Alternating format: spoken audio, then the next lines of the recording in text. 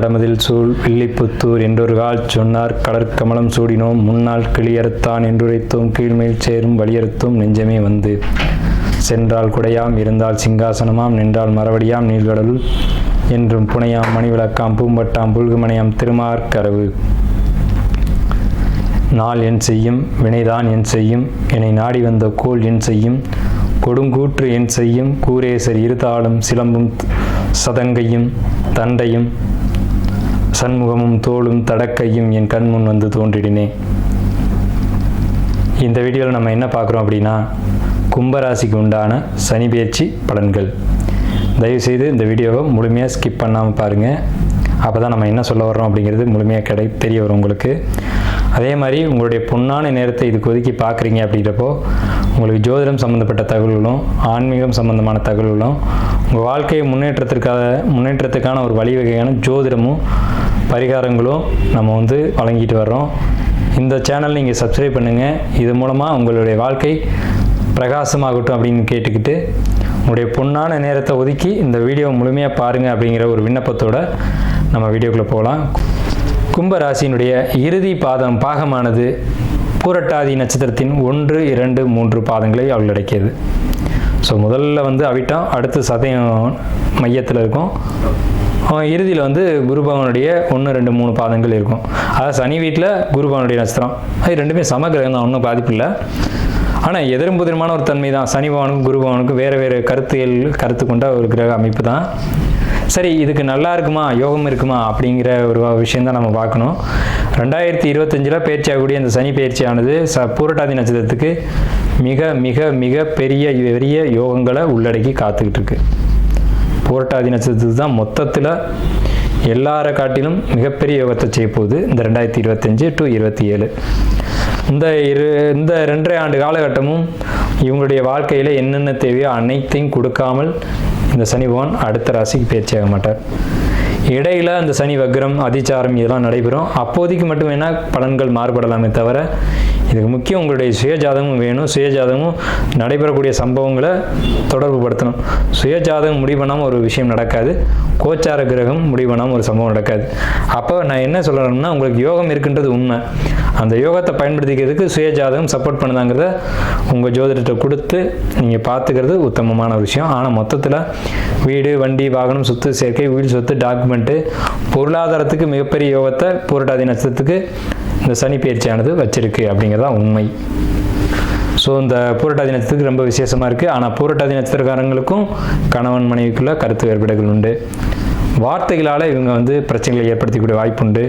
பொருளாதார தடைகளை சின்ன அளவில் ஏற்படுத்தும். ஆனால் ஏதோ ஒரு வகையில் பணம் பொருளாதாரத்துக்கு பிரச்சனைகள் எல்லாம் தீர்ந்து ஒரு நல்ல பொருளாதார நிலைக்கு வருவாங்க. இது நாள் வரைக்கும் கஷ்டப்பட்டிருந்தாங்க கூட இனி இந்த 2.5 ஆண்டு காலகட்டத்தில் நல்லபடியாக பொருளாதார சேர்க்கையை கொண்டு வருவாங்க அப்படின்ற ஒரு அமைப்பு பூரட்டாதிக்கு உண்டு. வாழ்த்துக்களும் நன்றியும். கும்பராசிக்கு உண்டான சனிப்பெயர்ச்சி பலன்கள் 2025 முதல் 2027 வரை. அது சனிப்பெயர்ச்சி எப்போ அப்படின்னு பார்த்தீங்கன்னா 2025 மார்ச் மாதம் 29ஆம் தேதி அன்றைக்கு இரவு மணி 9:44. சரியான தமிழ் அப்படின்னு பார்க்கும்போது குரோதி வருஷம் கடைசி மாதமான பங்குனி மாதம் 15ஆம் தேதி இரவு மணி 9:44 பயிற்சி ஆகுது. இந்த பேச்சில் நம்ம என்ன சார் பண்ணலாம், என்ன பண்ணால் நமக்கு யோகத்தை கொடுக்கும் அப்படின்ற ஒரு எதிர்பார்ப்பு உங்கள்கிட்ட இருக்கலாம். அதுக்கான விஷயத்தை நம்ம சொல்கிறோம். நீங்கள் சிவனை வழிபடக்கூடியவங்களாக இருக்கும் பட்சத்தில் உங்கள் வீட்டுக்கு அருகில் இருக்கக்கூடிய சிவன் ஆலயங்களுக்கு சென்று அங்கே நவகிரகங்களை வழிபாடு பண்ணுங்கள். இந்த நேரத்தில், இந்த சனி பகவான் பயிற்சி ஆகக்கூடிய நேரத்தில். இல்லை சார், நாங்கள் பெருமாளை கும்பிடக்கூடிய ஒரு மார்க்கத்தில் இருக்கோம், வைஷ்ணவ மார்க்கத்தில் இருக்கோம் அப்படின்னு சொல்லக்கூடியவங்க பெருமாள் கோயிலுக்கு போய், உங்கள் வீட்டு பக்கத்தில் இருக்கக்கூடிய பெருமாள் கோயிலுக்கு போயிட்டு, நான் ரொம்ப தூரம்லாம் போக சொல்ல, அருகில் இருக்கக்கூடிய பெருமாள் கோயிலுக்கு போயிட்டு ஆஞ்சநேயரை வழிபாடு பண்ணுங்கள். ஏன்னா சனி பகவானுடைய ஒரு கட்ட அவிழ்த்தவரே ஆஞ்சநேயர் தான். அவரால் சனி பகவானுடைய ஆதிக்கத்தை குறைக்க முடியும். அவர் கொடுக்க வேண்டிய நல்லது கெட்டதை இவர் சரி செய்ய முடியுன்ற ஒரு கணக்கு இயற்கையில் இருக்குது. ஸோ இப்படிப்பட்ட இந்த கும்பராசிக்காரங்களுடைய குணங்கள் எப்படி இருக்கும் அப்படின்றத முதல்ல பார்ப்போம். அடுத்து கிரக நிலைகளை பார்ப்போம். அடுத்து பலன்களை பார்ப்போம். ஃபர்ஸ்ட் கும்பராசி அப்படின்னாலே கோயில் கோபுர கலசம் அப்படின்னு அர்த்தம். கோயில் கோபுர கலசம் பிரகாசமாக தெரியும், எல்லார் கண்ணுக்கு தெரியும், தூரம் இருந்து பார்த்தாலே தெரியும். கோயில் அப்படின்னாலே பொதுமக்களுக்கானது அப்படின்னு அர்த்தம். அப்போ கும்பராசிக்காரங்க தனிப்பட்ட நபர்களில் உலகத்துக்காக, சொல்லப்போனால் பிறருக்காக படைக்கப்பட்ட மக்கள் அப்படின்னு அர்த்தம். மற்றவங்களுக்கு நல்லா இருக்கணும் அப்படின்னு நினைக்கக்கூடியவங்க யாருன்னா கும்பராசிக்காரங்க தான். எல்லாரும் நல்லா இருக்கணும், அவங்களோட சேர்ந்து நாமளும் நல்லா இருக்கணும், தனக்கு மட்டும் ஒன்று வேணும் அப்படின்னு நினைக்காம எல்லாருக்கும் எல்லாம் கிடைக்கணும்னு நினைக்கக்கூடியவங்க யாருன்னா கும்பராசிக்காரங்க. அதனால தான் சனி பகவான் இந்த ராசியில் வந்து மூல திரிகோணம் அடைகிறார். ஸோ அப்பேற்பட்ட உயர்வான குணங்களை படைத்தவங்க கும்பராசிக்காரங்க. அதனால தான் கும்பம் வந்து கோயில் கோபுரத்துக்கு மேலே கலசமாக இருக்குது. அந்த கும்பம் எங்கே இருக்குது பார்த்தீங்களா? உங்களுடைய சின்னம் உயரமான இடத்துல இருக்குது. அப்போ உங்களுக்கும் பிரபஞ்சத்துக்குமான ஒரு தொடர்பு எப்பவுமே இருந்துக்கிட்டு இருக்கும். இயற்கையில் ஒரு அமானுஷ்ய சக்தி, மந்திரம், மாந்திரிகம், தந்திரம், யந்திரம், இந்த விஷயங்கள தொடர்பு, குறி சொல்லக்கூடிய அமைப்பு, இதெல்லாம் வந்து கும்பராசிக்காரங்களுக்கு நிறையவே இருக்கும். இந்த வீடியோ ஸ்கிப் பண்ணாமல் முழுமையாக பாருங்கள். அப்போ தான் நம்ம என்ன சொல்ல வர்றோம் அப்படின்றது தெரியும். அப்போது இப்பேற்பட்ட உயர்வான அமைப்புடையவங்க கும்பராசிக்காரங்க அப்படின்றத சொல்லிட்டோம். கும்பராசிக்காரங்களை முன்னாடி விட்டு பின்னாடி பார்த்தோம்னா பாம்பு நடந்து போகிற மாதிரியே இருக்கும். ஒரு பாம்பு உள்ளே பூந்து போகிற ஒரு தோற்றம் இருக்கும். அந்தளவுக்கு விவேகமும் உடையவங்க கும்பராசிக்காரங்க. வேகம் இருக்கும், விவேகம் இருக்கும், ஆற்றலும் இருக்கும். அதே நேரத்தில் எந்த விஷயத்தை எப்படி செய்யணுன்ற சிறப்பான அறிவும் அவங்கள்ட்ட இருக்கும். ஒரு இடத்துல வேகம் இருந்தால் விவேகம் இருக்காது, விவேகம் இருந்தால் வேகம் இருக்காது. ஆனால் ரெண்டும் கலந்த ராசிக்காரங்க யாருன்னா கும்பராசிக்காரங்க தான். இந்த ராசியில் வந்து அவிட்டம் 3-4 பாதங்களும், ஷர்பத்தினுடைய நட்சத்திரமான சதயம் 4 பாதங்கள் உடையாமலும், பூரட்டாதியினுடைய 1-2-3 பாதங்களும் இருக்குது. அப்போ இந்த ராசி சனி பகவானுடைய ராசி, சனி மூல திரிகோணம் அடையக்கூடிய ராசி. ஆனால் இங்கே ஒரு செவ்வாயினுடைய பகை கிரகத்தினுடைய நட்சத்திரமும், ராகுவினுடைய நட்சத்திரமும், குரு பகவானுடைய நட்சத்திரமும் பொதிஞ்சிருக்கு. அப்போ ஆன்மீகம், இறை நம்பிக்கை, இறை வழிபாடுகள், இது சம்மந்தப்பட்டவங்க தான் இந்த கும்பராசியில் அதிகமாக பார்க்க முடியும். எந்த குடும்பத்தில் இறை வழிபாடு அதிகமாக இருக்குதோ அந்த வீட்டில் தான், எந்த குடும்பத்தில் பூர்வ புண்ணியங்கள் அதிகமாக இருக்குதோ, டெபாசிட் இருக்கோ, அந்த குடும்பத்தில் தான் கும்பராசிக்காரங்க அதிகமாக பிறப்பாங்க. கும்பராசிக்காரங்க பிறந்துட்டாங்கனாவே அந்த குடும்பத்தில் அவங்களுக்கு வளர்ச்சி இருக்கோ இல்லையோ, அவங்களுக்கு முன் பின் பிறந்த குழந்தைகளுக்கு யோகங்கள் அதிகம் அப்படின்ற ஒரு கான்செப்ட் ஜோதிடத்தில் இருக்குது. ஸோ இது கும்பராசினுடைய குணம் மட்டும்தான். இப்போ கிரக நிலைகளுக்கு வருவோம். 2ஆம் இடத்து ராகு, மன்னிக்கணும், ராசியில் ராகு. அதாவது சந்திரன், உங்களுடைய சந்திரன் இருக்க இடத்துலேயே ராகு பகவான் இப்போ கோச்சாரத்தில் வரப்போகிறாங்க. 2லேருந்து ராசிக்கு வர்றாங்க. அப்போ ராசியில் மூல திரிகோணத்தில் இருக்கக்கூடிய சனி பகவான் தன்னுடைய வீட்டுக்கு 2ஆம் வீட்டுக்கு போகிறாங்க. எப்போ நடக்குது? இது மார்ச் 29 நடக்குது. ராகு பகவானுடைய பேச்சு மே 18 நடக்குது. குரு பகவான் மே 14 தேதிக்கு உங்கள் ராசிக்கு 5ஆம் இடத்துக்கு பேச்சாகிறாங்க. அதே சமயம் ராகுகேது பேச்சில் மே 14 தேதிக்கு கேது பகவான் உங்கள் ராசிக்கு 7ஆம் இடத்துக்கு பயிற்சியாகி வர்றாங்க. இப்போதான் விசேஷமான ஒரு அமைப்பு என்னன்னு கேட்டிங்கன்னா, உங்கள் ராசிக்கு 5ல் குரு கெஞ்சினாலும் கிடைக்காதுன்னு பழமொழி. 5ல் குரு கெஞ்சினாலும் கிடைக்காது அப்படின்னா என்ன அர்த்தம்? ஒரு ஜாதகத்தில் 5ஆம் இடத்துக்கு குரு வருது அப்படின்னாலுமே அங்கே யோகம் வேலை செய்ய ஆரம்பிச்சிருச்சு அப்படின்னு அர்த்தம். இவ்வளோ நாள் ஏதேனும் கஷ்டங்களில் உங்கள் ஜாதக ரீதியாகவோ கோச்சார ரீதியாகவோ, கோச்சார கிரக அமைப்புங்கிறது 20% மட்டும்தான். அதை வச்சுட்டு இந்த 7.5 சனியை மட்டுமே வச்சுட்டு ஓடின ஜோசியெல்லாம் இருக்காங்க. அது 7.5 சனி என்னை பொறுத்த வரைக்கும் 7.5 சனியில் உடன்பாடு இல்லை அப்படின்ற கருத்து தான் சொல்லுவேன். அப்புறம் ஏன் சார் கோச்சார பலன் சொல்கிறீங்க அப்படின்னா, இது 20% பொருந்தும், சுய ஜாதகம் 80% பேசும். கோச்சார கிரகங்களுக்கு ஒரு சம்பவத்தை நடத்தக்கூடிய ஒரு தனிப்பட்ட தன்மைகள் இருக்குது. அதனால தான் நம்ம கோச்சார கிரகங்களை பார்க்குறோம். ஆனால் முழுமையாக கோச்சார கிரகங்கள் ராசி பலன் அப்படிங்கிறது இல்லை. 80% சுய ஜாதகம் தசாபத்திகளும் 20% மட்டுமே கோச்சார கிரகங்களும் பேசும் என்பது தான் உண்மை ஜோதிடத்தில். ஸோ அப்போ இது பொய்யா அப்படின்னா பொய்யும் கிடையாது, இதுவும் உண்மை. சுய ஜாதகத்தை கண்டிப்பாக பார்க்கணும். ஒரு 6 மாதத்துக்கு ஒரு முறையாவது, முடிஞ்சவங்க 3 மாதத்துக்கு ஒரு முறையாவது ஜோதிடரை பார்த்து அவங்கள எனக்கு காலம் எப்படி இருக்குது அப்படிங்கிறத கேட்டுக்கோங்க. ஏன்னா ஜோதிடம்ன்றது மிகப்பெரிய ஒரு விஷயம். ஸோ உங்கள் குடும்ப ஜோசியர்ட்டையோ அல்லது எங்களை மாதிரி ஜோசியர்ட்டையோ கொடுத்து உங்கள் ஜாதகத்தை பார்த்துக்கிறது அப்படிங்கிறது உத்தமமான விஷயம். ஆனால் 5ல் குரு கெஞ்சினாலும் கிடைக்காது. அப்போ 5ல் குரு ஏன் கெஞ்சினாலும் கிடைக்காது அப்படின்னா, உங்கள் ராசி குரு பகவான் 9ஆம் பார்வையை பார்ப்பார். ராசிக்கு ராகு வந்திருக்கார். அவர் பிரம்மாண்ட கிரகம். நல்லதை பிரம்மாண்டமாக கொடுப்பாரா, கெட்டதை பிரம்மாண்டமாக கொடுப்பாரான்றதான் கேள்வி. அப்போ குரு பகவானுடைய ஒளி ராகு கிடைச்சா நல்ல விஷயங்களை பிரம்மாண்டமாக கொடுப்பார் அப்படின்னு அர்த்தம். சரிங்க சார், இப்போ 5ல் குரு இருக்கார். அவருக்கு 5ஆம் வீட்டை அவர் பார்க்கணும் இல்லையா, குரு பகவான் பார்க்கணும் இல்லையா. உங்களுக்கு 9ஆம் வீடு. உங்களுக்கு 9ஆம் வீடு அப்படிங்கிறது பாக்கியஸ்தானம் பேர். உங்களுக்கு கிடைக்க வேண்டிய எல்லா பாக்கியங்களையும் அந்த வீடு தான் வச்சுருக்கும். அதாவது உங்கள் ராசிக்கு 9ஆம் வீடு. அந்த வீட்டை குரு பகவான் பார்த்தா அந்தணன் தனித்து நின்றால் அவதிகள் மெத்த உண்டுன்னு அவர் நின்று 5ஆம் வீடு பாதிக்கும். ஆனால் அவர் பார்த்த 3 வீடுகள் யோகத்தை கொடுக்கும். 5, 7, 9 இந்த 3 இடங்களை பார்ப்பார் அவருடைய பார்வையா. உங்கள் ராசிக்கு அது 9ஆம் வீடும், உங்கள் ராசிக்கு அது 11ஆம் வீடும், உங்கள் ராசியும் 9 ராசி 11 இந்த 3 இடங்களை உங்கள் ஜாதகத்தில் பார்க்குறாங்க. அட் த சேம் டைமில் உங்களுடைய 11ஆம் வீட்டை சனி பகவான் சேர்ந்து பார்ப்பார். அப்போ குருவும் சனியும் சேர்ந்து ஒரு பாவத்தை உங்களுடைய 11ஆம் பாவத்தை பார்க்குறாங்களே, இதில் என்ன மைனஸ் என்ன ப்ளஸ் அப்படிங்கிறத நீங்கள் தெரிஞ்சுக்கணும். அதை தெரிஞ்சுக்கிட்டால் தான் வாழ்க்கையை வந்து சிறப்பாக நீங்கள் பயணிக்க முடியும். அப்படிங்கிறனால தான் நம்ம சொல்கிறோம். சேமிப்பு, வரவு, பொருளாதாரம் இதை பொறுத்த வரைக்கும் ரொம்ப சிறப்பான காலகட்டம். உடல் நலம், ஆரோக்கியம், அண்ணன் தம்பி சகோதர உறவுகள், சித்தப்பா பெரியப்பா உறவுகள் இதுகளை பொறுத்த வரைக்கும் இவங்களுடைய சப்போர்ட் கிடைக்கின்ற காலகட்டம். குழந்தைகளுடைய ஒரு ஆதரவாக இருக்கட்டும், பெரியவங்களுடைய ஆதரவாக இருக்கட்டும், உற்றார் உறவினருடைய ஆதரவாக இருக்கட்டும், உங்களுக்கு நிறைய கிடைக்கும்.